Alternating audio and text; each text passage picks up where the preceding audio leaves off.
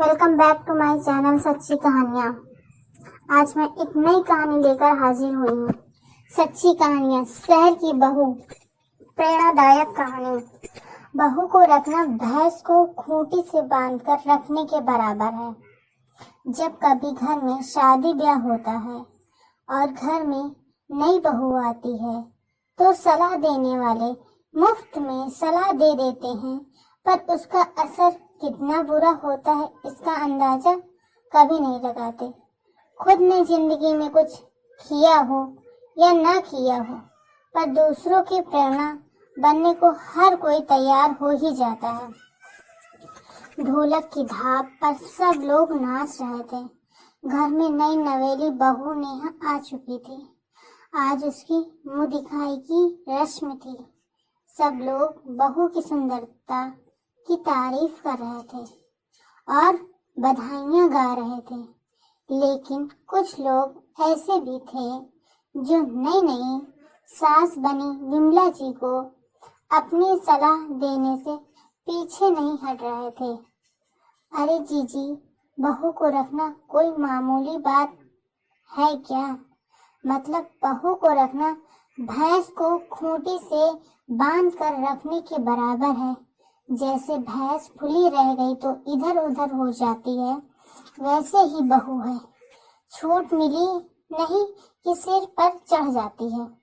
मामी जी अपनी ननंद विमला जी को समझा रही थी। अब ननंद तो गांव की सीधी साधी औरत, जबकि बहू आई शहर की पढ़ी लिखी नौकरी पेशा। पता नहीं गांव के लोगों को शहर से आई हुई बहू ऐसी लगती है जैसे किसी दूसरे ग्रह से आई हो। इसलिए गांव के लोगों को अपने आप ही विमला जी से हमदर्दी हो गई और जो आता है वही ये समझाइश देकर जाता। अरे विमला, थोड़ा संभल कर रहना, शहर की लड़की है, कहीं ऐसा ना हो सिर पर चढ़कर तांडव करे। इसलिए जितना दबा कर रखेगी उतना ही अच्छा है। और विमला जी उन लोगों की बातों में आकर खुद को बेचारी समझने लगती।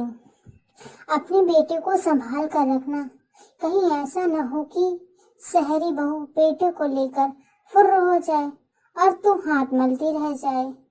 विमला जी ने भी लोगों की बातों में आकर इन कुछ दिनों में खुद को बेचारी और बहू को अत्याचारी सोचकर कई दिवास्वप्न भी देख लिए।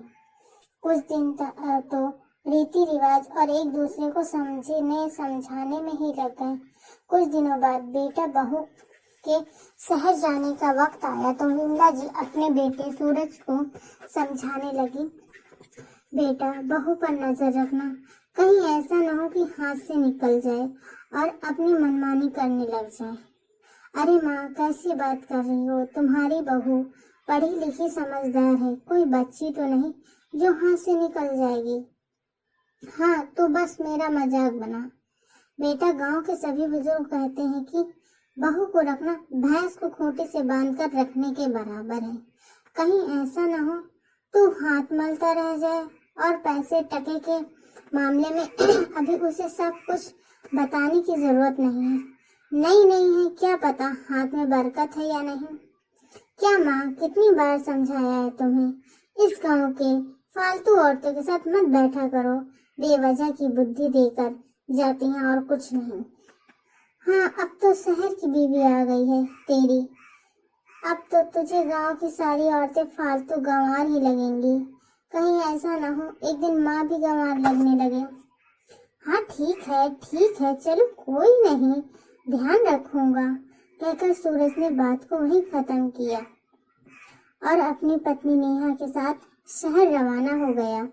वह शहर आने के बाद भी विमला जी को चैन नहीं था। आए दिन फोन करके सारे हाल चाल तो पूछती, साथ में 10 सलाह भी देती।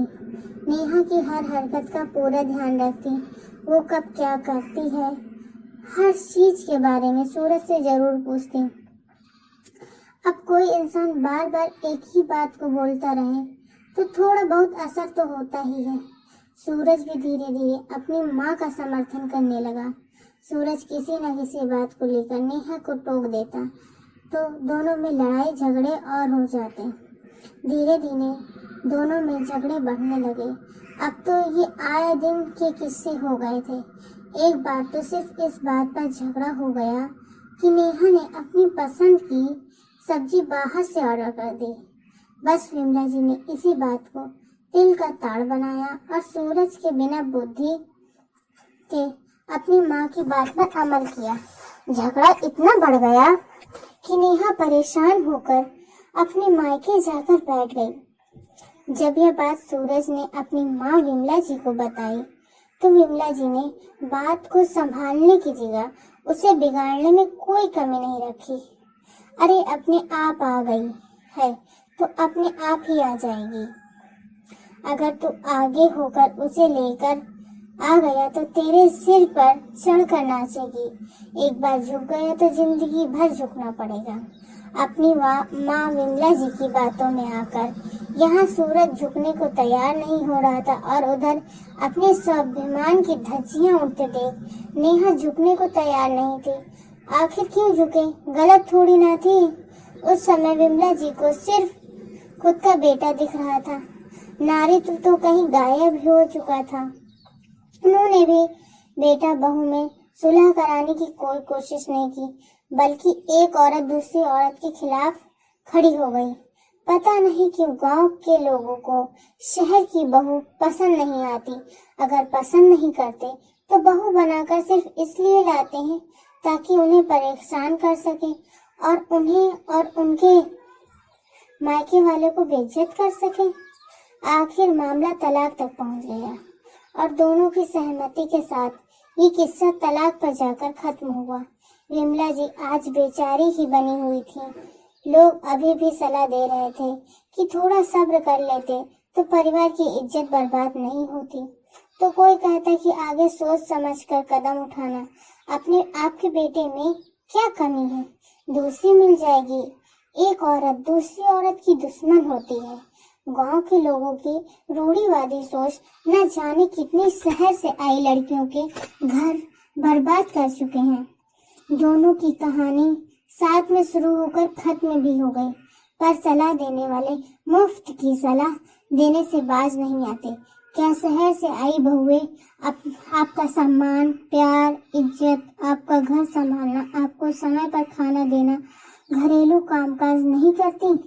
अपनी राय जरूर बताएं। आपको ये छोटी सी कहानी कैसी लगी कमेंट्स में जरूर बताएं। ऐसी ही और पारिवारिक कहानियां सुनने के लिए